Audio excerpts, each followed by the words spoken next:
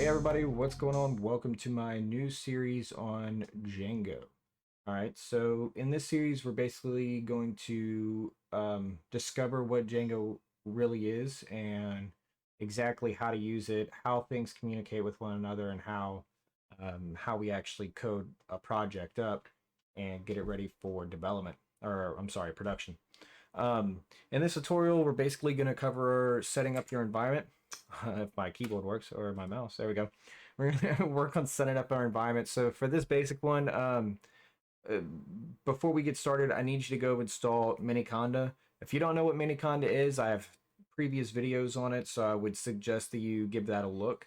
Um, don't worry about creating any of the environments at this point. We're going to let PyCharm do that for us. So with that being said, I also need you to go download PyCharm Professional, excuse me, PyCharm Professional or PyCharm Community.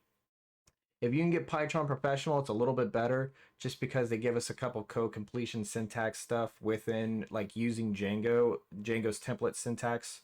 Um, it's really nice and effective.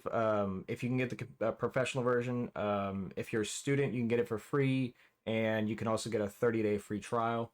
The community version is free. There's no limitation on how to use it. However, it does not come with that nice, pretty Django code completion for the template syntax, which is actually pretty helpful. The next thing I'd like you to go download, but you don't have to, I will be using it, is the DB browser for SQLite. This will allow us to view our browser, or view our database as we manipulate it, add tables, remove tables, create users, delete users. You know, yeah. So anyway, it'll allow us to view all of that data without actually having to create views and all this stuff on the back end, add stuff to the administration portion of our website or anything like that. So it's a lot easier to just see the data visually to explain a concept than it is to actually create all of the views up front and this log drawn out process just so you can see the data. And finally, but not least, I would prefer that you go download or use a Chromium-based web browser. That's just because they have a great inspection tool that allow us to debug all of our JavaScript, CSS, HTML, and all of our files that we're going to be using to create our web application.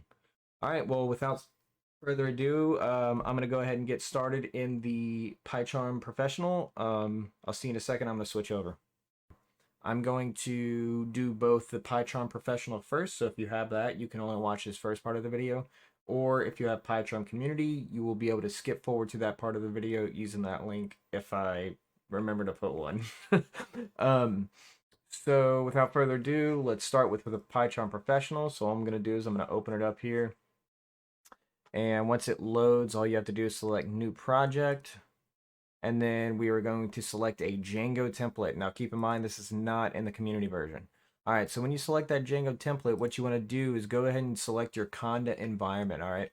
And what that does is it actually creates a Miniconda environment like I spoke about earlier for us already. Now, in this tutorial, I'm just going to create 2 blank projects, but for my first actual Django tutorial, I will create a new project just so you can see it all over again. But anyway, I'm just going to call this app 1 and I'm going to hit create. And it's as simple as that. PyCharm Professional will go through and it'll download Django for you. It'll download using Pip. It'll download Django for you using Pip. It'll download the Python version that you selected earlier, if you saw that drop down menu, and I'll also set up your interpreter. A lot of this stuff we're going to have to do manually in that community version. So this shouldn't take too long to install. For me, it takes about 15 to 20 seconds for it to execute.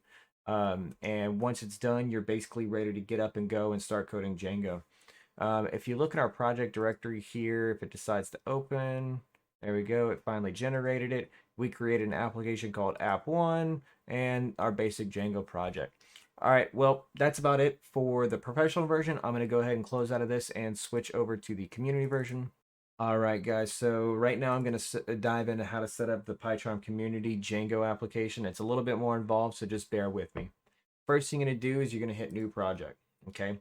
Once you do that, we're actually going to select a location of where we're going to keep that project at.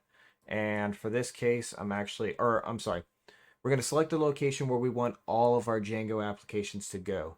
right? But for this instance, I'm just going to select the create a new Django folder on my desktop. And make sure you actually hit this drop down here and select a environment and use Conda. Okay, I can't tell you how much time that'll save you in the long run. And then we don't need to create a main script, so I'm just gonna disable that. All right, so as you can see here, it created our directory in which we're gonna live in for all of our Django applications. And once it's done, we should be able to open up a terminal here and go to our and it should load and create an environment for us to use Django, right? So it's a fresh, clean environment with no packages installed, right? If I do a pip freeze, I think, yep. So I only have the 2 base certificates that come with their basic applications that come with Python 3.8. So first thing we want to do is we actually want to pip install Django, right? And this is only going to take a second.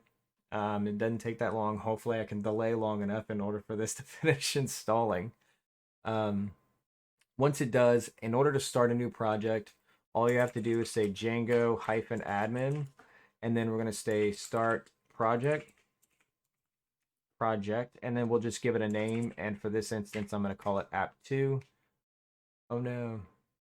I did mean to say start project instead of stat project.